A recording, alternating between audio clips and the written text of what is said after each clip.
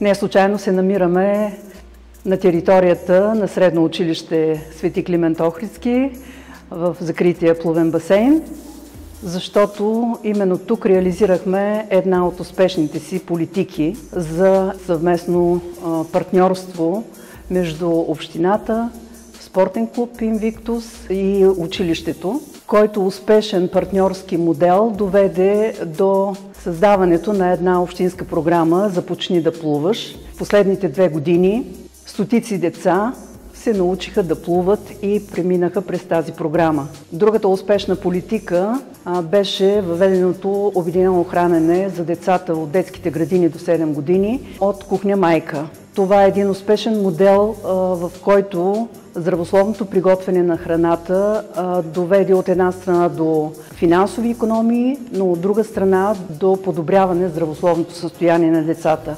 Успяхме през този мандат да подготвим най-важните дългосрочни нормативни документи до 2030 година за развитието на образователната система. Общината отдели повече от 1 600 000 лева за финансиране на маломерни излети паралелки, безплатен транспорт, училище в природата, подпомагане на абитуриентите сираци, полусираци и на тези в затруднено материално положение. Средства за над 350 деца отделихме за награди на децата с изявени дарби. Осигурихме 49 национални стипендии за децата от Троян. Общината осигури средства за модернизиране на образователните институции. Изградихме газово стопанство за детската ясла и детска градина Синчец.